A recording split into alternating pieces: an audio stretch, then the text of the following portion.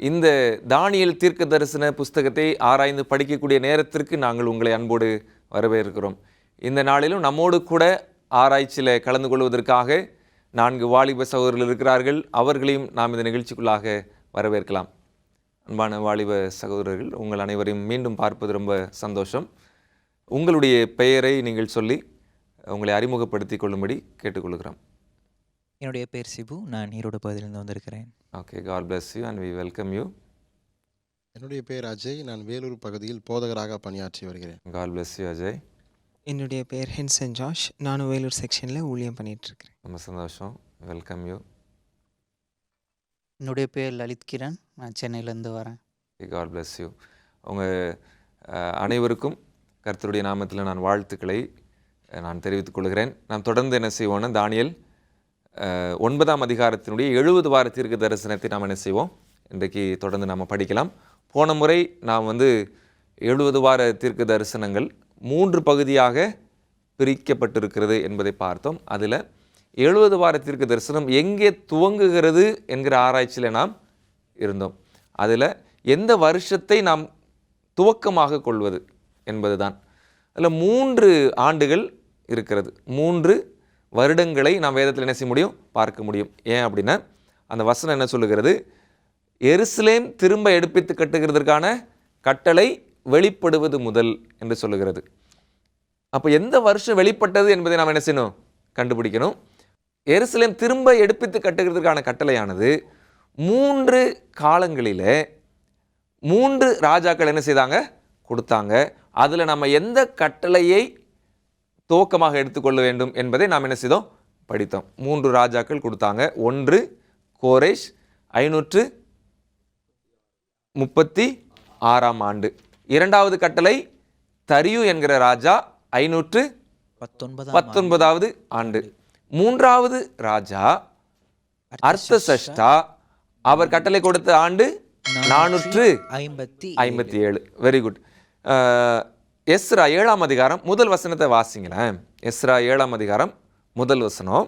இந்த வர்த்தமானங்களுக்கு பின்பு செராயாவின் குமாரனாகிய எஸ்ரா பெர்சியாவின் ராஜாவாகிய அர்த்தசஷ்டா அரசாளுகிற காலத்திலே பாபிலோனிலிருந்து வந்தான். சரிங்களா? இந்த காலகட்டத்தில் தான், அர்த்தசஷ்டாவினுடைய நாட்களில் தான் திரும்பவுமாக எருசலேம் கட்டப்படுகிற கட்டளை என்ன செய்கிறது, வெளிப்படுகிறது. அந்த கட்டளை வெளிப்பட்ட வருஷம் 457. அப்போ 70 வார தீர்க்க தரிசனம் எந்த ஆண்டு துவங்குகிறது, 457. ஏன் நாம் இந்த ஆண்டை எடுத்துக்கொள்கிறோன்னு சொன்னால், இந்த கட்டளைக்கு பிற்பாடு தான் எருசலேமினுடைய வீதிகளும் அலங்குகளும் கட்டி முடிக்கப்பட்டது. ஆகவே தான் இதை கம்ப்ளீட் டிக்ரி அப்படின்னு நம்ம என்ன செய்கிறோம், சொல்லுகிறோம். ஆகவே இந்த ஆண்டை நாம் என்ன செய்கிறோம், எடுத்துக்கொள்கிறோம். அதே நேரத்தில் இந்த ஆண்டிலிருந்து கணக்கிடும் பொழுது தான் இயேசு கிறிஸ்துவனுடைய வாழ்க்கையில் சம்பவித்த எல்லா சம்பவங்களும் துல்லியமாக என்ன செய்கிறது, பொருந்தக்கூடியதாக இருக்கிறது. ஆகவே நாம் இந்த ஆண்டை என்ன செய்கிறோம், எடுத்துக்கொள்கிறோம். சரிங்களா? சரி, இப்போ நம்ம கவனிக்கலாம். அப்போ 3 பகுதியில் முதல் பகுதி 7 வாரம். இந்த 7 வாரத்தினுடைய முதல் சம்பவம் எருசலேம் கட்டப்படுதல். எருசலேம் கட்டப்படுதல். சரிங்களா? 2வது சம்பவம் என்ன, அலங்கங்களும் வீதிகளும் கட்டப்பட வேண்டும். அப்போ இந்த முதல் 7 வாரத்தில் அலங்கங்களும் வீதிகளும் கட்டப்பட வேண்டும். சரிங்களா? அந்த வருஷம் 457. இப்போ இதை புரிஞ்சிக்கிறதுக்காக நான் என்ன செய்கிறேன்னா, ஒரு சார்ட் ஒன்று நம்ம பார்க்கலாம். ஓகே, இது ஆரம்பம், இது முடிவுன்னு நம்ம வச்சுக்கலாம். ஸோ ஆரம்பத்தினுடைய வருஷத்தை நம்ம நினச்சிட்டோம், கண்டுபிடிச்சிட்டோம். கிமு 457. சரிங்களா? இதிலிருந்து 7 வாரம் அப்படிங்கிறது எத்தனை வருஷம், 449 வருஷம். 7 வாரம் என்பது 49 வருஷம். இந்த 49வது வருஷம் எதுன்னு பார்த்தீங்கன்னு சொன்னால், 457லேருந்து 49வது வருஷம் கிமு 408. சரிங்களா? இந்த 408 தான் எருசலேமின் வீதிகளும் அலங்கங்களும் கட்டப்பட்டு முடிந்தது.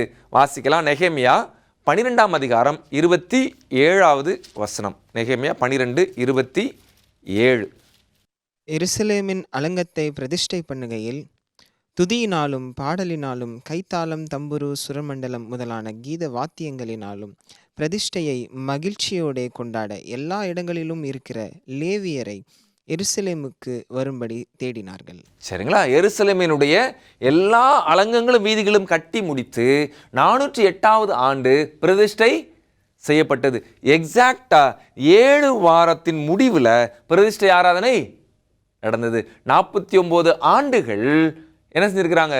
எருசலேம் அதனுடைய வீதிகள் அதனுடைய அலங்கங்களை கட்டியிருக்கிறாங்க. யோசிச்சு பாருங்க, ஏன் 49 வருஷம் எடுத்துச்சுன்னு சொன்னால், ஏற்கனவே பாபிலோனின் ராஜா என்ன பண்ணியிருக்கிறான்? அவங்கள 3 முறை படையெடுத்து போய் எருசலேமை அழித்து போட்டான். ஆகவே மீண்டும் அவங்க என்ன செஞ்சாங்க? எடுப்பித்து கட்டுறாங்க. கட்டுறதுக்கு அவங்க எடுத்துக்கொண்ட வருஷம் எத்தனை? 49. அப்படின்னா இது 7 வாரம். இந்த இடம் 7 வாரம். சரிங்களா? ஓகே, இது 408. சரி, அடுத்தது 62 வாரம். 7 வாரமும் 62 வாரமும். ஸோ 62வது வாரத்தில் என்ன சம்பவித்திருக்கணும்? பிரபுவாகிய மேசியா வந்திருக்க வேண்டும். மேசியாவாக தன்னை அறிமுகம் படுத்தியிருக்க வேண்டும். அது எப்போ நடந்துச்சு அப்படின்னு பார்க்கலாம். மேசியா என்றால் அபிஷேகம் பண்ணப்பட்டவர் என்று பொருள். மேசியா என்றால் அபிஷேகம் பண்ணப்பட்டவர். ஓகே, யோவான் 1ஆம் அதிகாரம் 1வது அதிகாரம் 41வது வசனத்தை வாசிங்க. அவன் முதலாவது தன் சகோதரனாகிய சீமோனைக் கண்டு, மேசியாவை கண்டோம் என்று சொன்னான். மேசியா என்பதற்கு கிறிஸ்து என்று அர்த்தமாம். சரி, மேசியாவை கண்டோம் என்றான். மேசியா என்றால் கிறிஸ்து என்று அர்த்தமாம். மேசியான எபிரேயர்களுக்கு நல்லாவே புரியும். மேசியான என்ன அப்படின்னா கிறிஸ்து. மேசியாவும் கிறிஸ்துவும் அர்த்தம் என்னவென்றால் அபிஷேகம் பண்ணப்பட்டவர் என்று பொருள். ஆகவே இந்த மேசியாவினுடைய அபிஷேகத்தினாலே அந்த 62 வாரம் என்ன செய்கிறது? முடிவுக்கு வருகிறது. மேசியா தன்னை மேசியாவாக என்ன செய்கிறார்?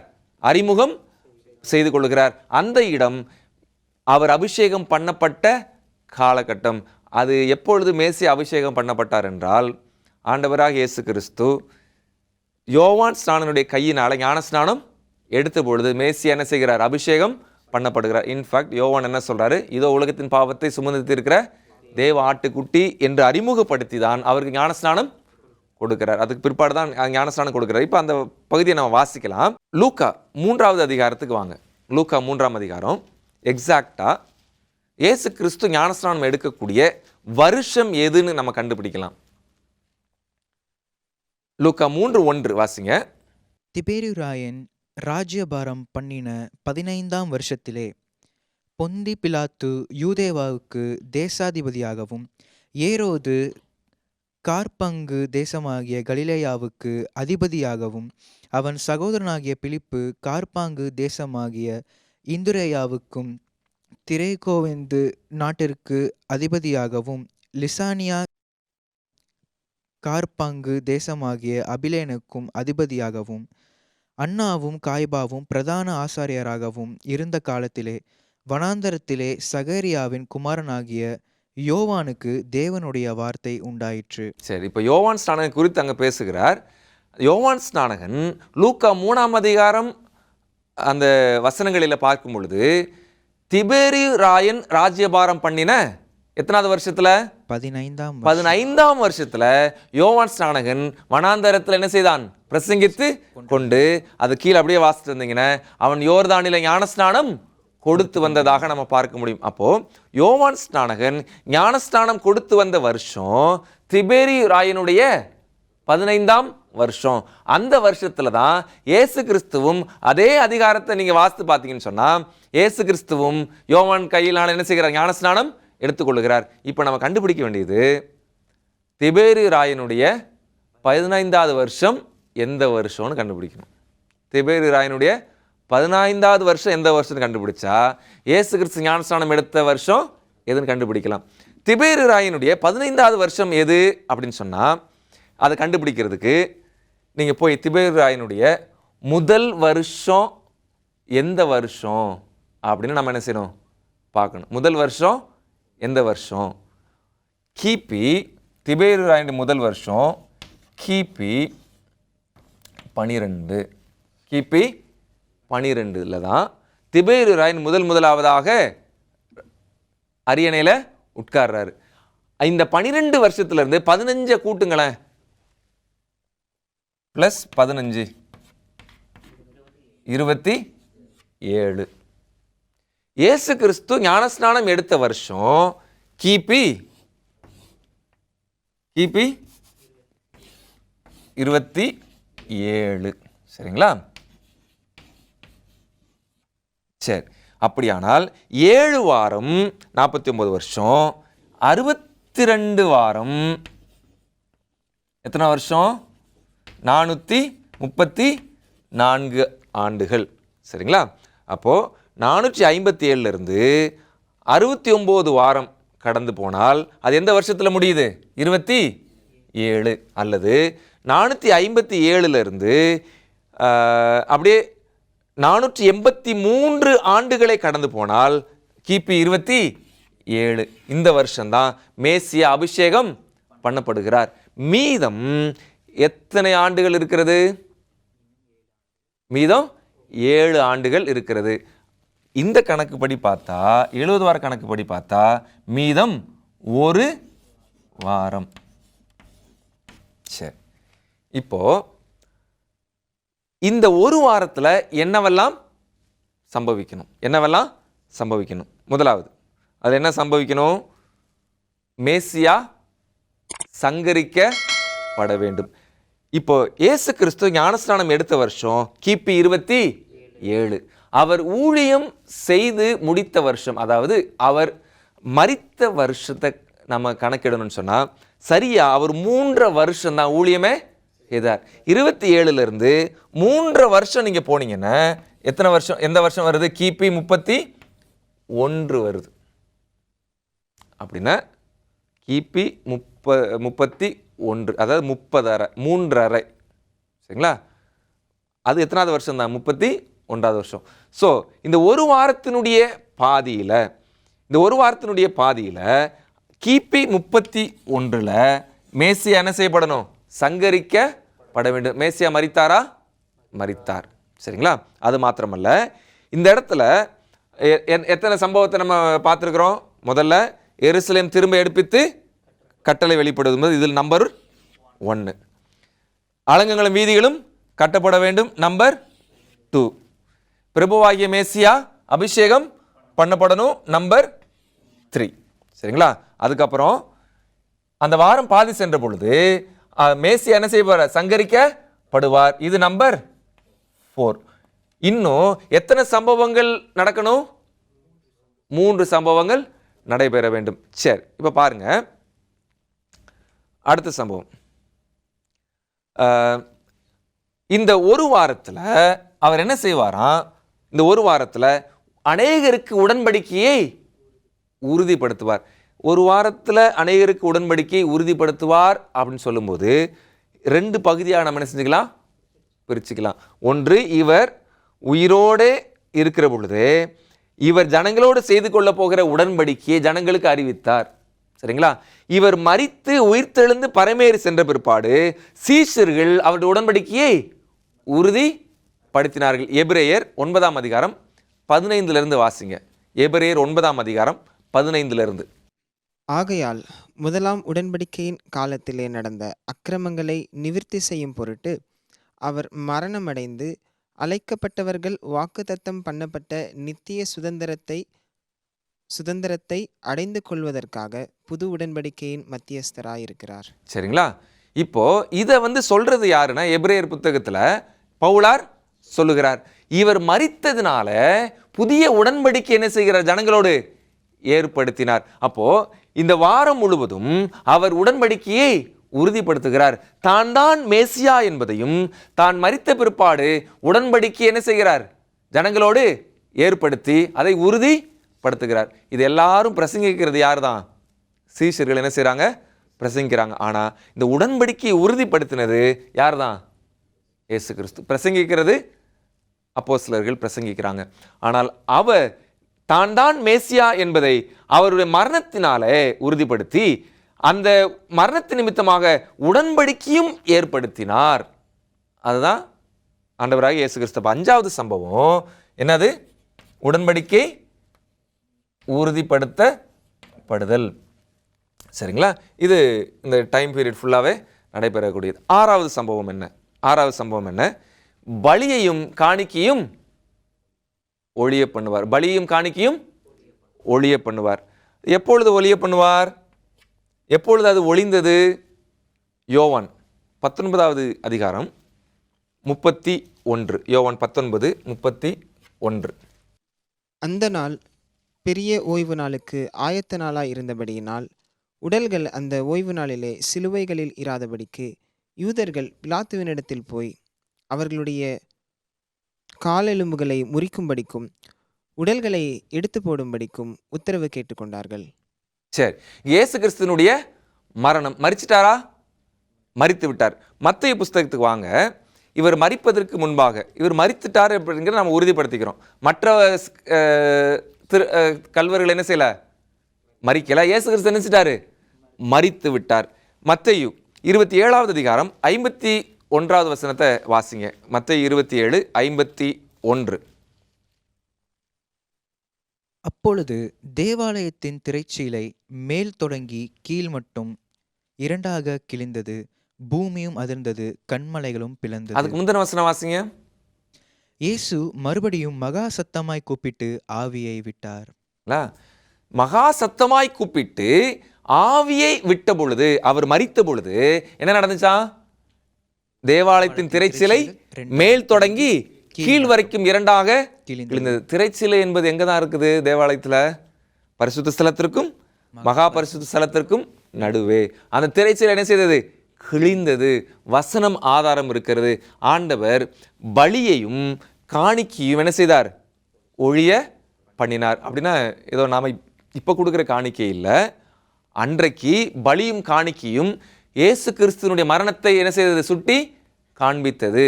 அதுதான் பாவ நிவாரண பலியாகவும் காணிக்கையாகவும் இருந்தது. அதை இயேசு கிறிஸ்துவானவர் என்ன செய்தார்? முடிவுக்கு கொண்டு வந்தார். அதுவும் கிறிஸ்துவனுடைய மரணத்தில் என்ன செய்யப்பட்டது?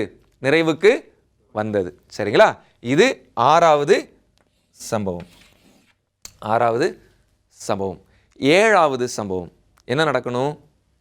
யூதர்களுக்கான தவணையின் காலம் முடிவடையணும். அதாவது கரெக்டாக 490 வருஷத்தோட யூதர்களுக்கான தவணையின் காலம் என்ன செய்யணும்?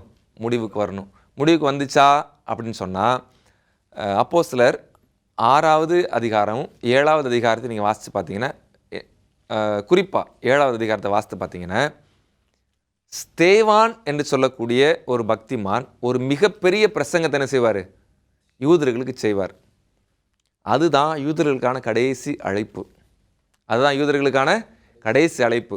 அந்த அழைப்பு நீங்கள் போய் வீட்டில் போய் வாசித்து பாருங்கள், பக்காவாக இருக்கும். அவ்வளோ அழகாக இருக்கும். அதாவது அவருடைய உள்ளத்தில் அவ்வளவு பேச வேண்டும் என்று நினைத்து ஆவியின் உந்துதலோடு அந்த ஸ்தேவான் என்ன செய்வார்? பேசுவார். தன் ஜனங்களின் மீதான ஒரு பெரிய பாரத்தை உணர்ந்தவராக பேசுவார். இப்படி பண்ணிட்டீங்களே, இப்படி பண்ணிட்டீங்களே, இப்படி பண்ணிட்டீங்களேன்னு சொல்லிட்டு ஸ்தேவான் அவளிடத்தில் பேசுவார். அதுதான் யூதர்களுக்கு ஆண்டவர் கொடுத்த கடைசி அழைப்பு. அந்த வருஷம் எந்த வருஷம்னா கிபி 34. இந்த கிபி 34 27லேருந்து 34வது வருஷம் மொத்தம் எத்தனை வருஷம் ஆகுது? 7 ஆண்டுகள். 7 ஆண்டுகள். அதாவது கடைசி ஒரு வாரம். இந்த ஒரு வாரம் கரெக்டாக இங்கேருந்து இப்படியே கணக்கு பண்ணோன்னே மொத்தம் 490 வருஷம் முடியும். ஸ்தேவானுடைய மரணத்தோடு 490 வருஷம் முடிவுக்கு வருகிறது. இப்போ இங்கே என்ன நம்ம கவனிக்கணும் முக்கியமாக அப்படின்னு சொன்னால், இந்த இடத்துல தான் ஸ்தேவான் மரித்த பொழுது அவனுடைய சரீரத்தில் இருந்த உடையை கழற்றி பவுல் என்கிற ஒரு வாலிபனுடைய பாதத்தில் போய் வைப்பாங்க. அந்த உடைக்கு பாதுகாவலரா பவுல், அந்த இடத்துல சவுல் என்று இருக்கும். சவுல் என்ன செய்வார்? நிற்பார். அது முடிஞ்சதுக்கு அப்புறமா சவுல் கிறிஸ்தவர்களை உபத்திரவப்படுத்த தொடங்குவார். ஆண்டவர் சவுலை சந்திப்பார். சவுல் மனமாற்றம் அடைவார், படிப்பார், ஊழியத்தை செய்வார், பவுல் என்று அழைக்கப்படுவார். அந்த காலத்திலிருந்து பவுல் சுவிசேஷ ஊழியத்தை யூதர்களுக்கு அல்லாமல் புறஜாதியாருக்கு என்ன செய்தார்? கொண்டு போனார். சரிங்களா? ஸோ இந்த வருஷத்துங்களை நீங்கள் ஞாபகம் வச்சுக்கோங்க. இந்த இடத்தோட யூதர்களுக்காக இருந்த தவணையின் காலம், அதாவது ஆஸ் அ நேஷன், ஒரு ராஜ்யமாக அவர்களுக்கு தேவன் கொடுத்த தவணையின் காலமானது என்ன செய்தது? ஒரு முடிவுக்கு வருகிறது. அதுதான் ஆண்டவர் சொன்னார்.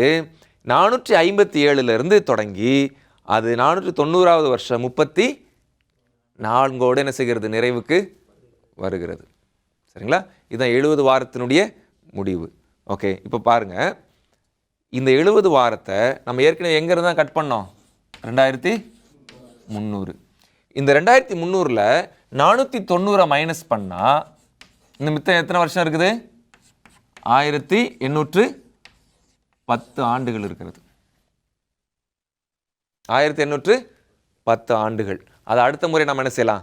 பார்க்கலாம். அந்த 2300ல் நம்ம எத்தனை வருஷத்துக்குரிய கணக்கை பார்த்துட்டோம்? 490 வருஷத்திற்கான கணக்கை நம்ம பார்த்து இதோட என்ன செஞ்சுக்கிறோம்? முடிவுக்கு வந்திருக்கிறோம். இப்போ ரொம்ப முக்கியமாக ஒரு வசனத்தை நம்ம பார்த்துட்டு நம்ம முடிக்க போகிறோம். இது புரிஞ்சிச்சிங்களா? இல்லை புரிஞ்சிச்சிங்களா? கேள்வி இருக்குதுங்களா? தொடங்குறது எங்கன்னு தெரியுதுங்களா? இப்போ வரிசையாக மொத்தம் எத்தனை சம்பவம் நடக்கணும்? 7 சம்பவம். 7 சம்பவம் எப்போ நடக்குதுன்னு தெரியுதுங்களா? ஓகே, சரிங்களா? இவ்வளவு தான். ஆனால் இப்போ நம்ம வாசிக்க போகிற வசனம் ரொம்ப முக்கியமானது. 26வது வசனத்தை வாசிங்க. 26வது வசனம். அந்த வசனம் என்ன சொல்லுது? தானியேல் 9:26. தானியேல் 9:26. அந்த 62 வாரங்களுக்கு பின்பு மேசியா சங்கரிக்கப்படுவார். ஆனாலும் தமக்காக அல்ல, நகரத்தையும் பரிசுத்த ஸ்தலத்தையும் வரப்போகிற பிரபுவின் ஜனங்கள் அழித்து போடுவார்கள். அதன் முடிவு ஜலப்பிரவாகம் போல் இருக்கும். இப்போ பாருங்க, இங்கே இந்த வசனத்தில் சொல்லப்படுகிற மேசியா யார்? இயேசு கிறிஸ்து. அவர் தான் என்ன செய்ய போகிறார்? பலியாக போகிறார். இப்போ அந்த வசனத்தில் இன்னொரு வார்த்தை பயன்படுத்தப்பட்டிருக்கிறது. பாருங்க, ஒரு வார கணக்கு தானே இது. ஒரு வாரத்தில் எத்தனை வருஷம்? 7 வருஷம். கிறிஸ்தவங்க என்ன சொல்கிறாங்க அப்படின்னு சொன்னால், என்ன செய்கிறாங்க அப்படின்னா, இந்த 7 வருஷத்தை தனியாக எடுத்துகிட்டு போய் கடைசியில் கொண்டு போய் பொறுத்துறாங்க.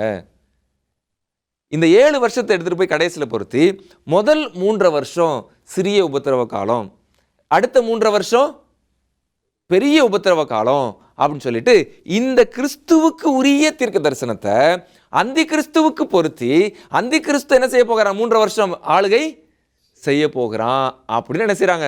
பொறுத்துறாங்க. ஏன் அப்படின்னா அந்த இடத்துல ஒரு வார்த்தை இருக்கிறது, வரப்போகிற பிரபுவின் ஜனங்கள் அதை அழித்து போடுவார்கள். அப்புறம் முடிவு பரியந்தம்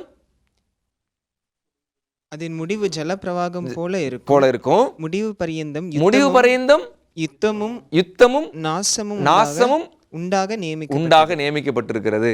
அப்போ இந்த பகுதியை மட்டும் எடுத்துக்கொண்டு போய் என்ன செய்றாங்க? கடைசி காலத்துல பொறுத்துறாங்க. ஆனா இந்த பகுதி யாரை பத்தி பேசுது? கிறிஸ்துவ பத்தி, அந்தி கிறிஸ்துவ பத்தியா? கிறிஸ்துவ பத்தி.